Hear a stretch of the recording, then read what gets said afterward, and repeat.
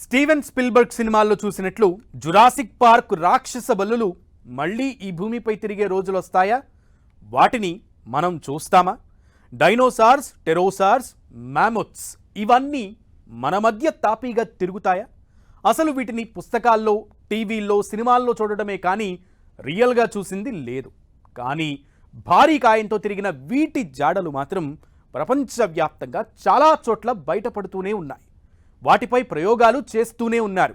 ఇప్పుడు మమోత్లను ప్రతిసృష్టి చేస్తామని సైంటిస్టులు చెప్పడంతో అంతరించిపోతున్న జీవజాతుల్ని తిరిగి చూడగలం అన్న డ్రీమ్స్కు రెక్కలొచ్చినట్లయింది. అవి కలల నుంచి నిజాల దిశగా ఎగురుతున్నట్లు అనిపిస్తోంది.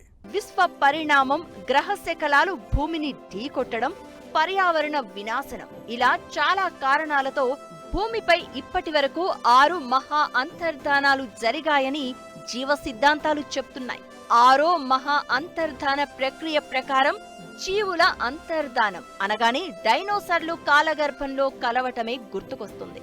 భూమిని ఢీకొట్టిన గ్రహ శకలాల ప్రభావంతో అంత పెద్ద డైనోసార్లు పూర్తిగా అదృశ్యమైపోయాయని అంటారు. మానవ పరిణామ క్రమానికి ముందు ఇది జరిగింది. డైనోసార్లే కాదు, వాటికన్నా ముందు 4 సార్లు జీవులు కాలగర్భంలో కలిసిపోయాయని శాస్త్రవేత్తలు చెప్తున్నారు. వాటికి సంబంధించిన ఆనవాళ్లను కూడా చూపుతున్నారు.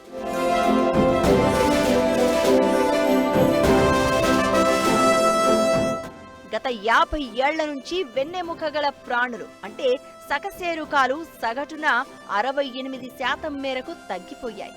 అంటే మనిషి కూడా ఈ ప్రాణుల జాబితాలో ఉన్నట్లు లెక్క. ప్రస్తుతం 35,000 జాతులు అంతరించే దశలో ఉన్నాయని చెప్తున్నారు. ఒక 20వ శతాబ్దంలోనే దాదాపు 543 వెన్నెముకగల ప్రాణులు కనుమరుగైపోయాయి. మరి వీటి పునః సృష్టి సాధ్యమేనా అంటే అవుననే అంటున్నారు. పర్మాఫ్రాస్ట్ లో కానివ్వండి, లేకుంటే ఐస్ లో ప్రిజర్వ్ అయి ఉన్న జీవరాశులు అలాంటివి దొరికితే అవిటికి మనం మళ్ళీ పునరుత్పత్తి చేసే ఆస్కారం ఉంది అన్నట్టు ఒక ఆశ, కొన్ని ఎక్స్పెరిమెంట్స్లో మనకు సక్సెస్ కనిపిస్తుంది. అది అవుతుంది అని అనుకుంటున్నారు. క్లోనింగ్ మెథడ్ ద్వారా డాలీ క్రియేట్ చేసుకున్నాము. దాదాపు 40 years పై అయిపోతుంది. ప్రస్తుతం డిజిటల్ యుగం దాటి ఆర్టిఫిషియల్ ఇంటెలిజెన్స్ యుగంలోకి అడుగు పెట్టాం. ఈ జనరేషన్ కు అసాధ్యమైంది ఏదీ లేదు.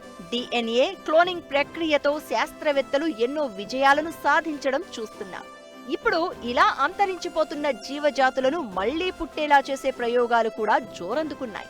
మనిషి ఆయుర్దాయాన్ని పెంచడం దగ్గర నుంచి కొన్ని కోట్ల ఏళ్ల క్రితం నాటి జీవజాలాల DNAలతో ప్రతిసృష్టి చేయడం వరకు ఏదీ అసాధ్యం కాదని ప్రస్తుత ప్రయోగాలు చెప్తున్నాయి.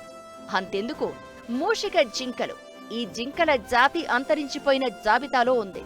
20 ఏళ్లకు ముందే ఈ మౌస్ డీర్లు కనుమరుగయ్యాయి. కానీ వీటిని రకరకాల పద్ధతుల్లో సంరక్షించి సంతానోత్పత్తి పెంచి ఇప్పుడు మళ్లీ అడవుల్లో వదులుతున్నారు. ఇది మన కళ్ల ముందు జరిగింది. మనం పుట్టక ముందే డైనోసార్లు, మమోత్స్ సహా చాలా జీవులు భూమిపై తిరిగాయి.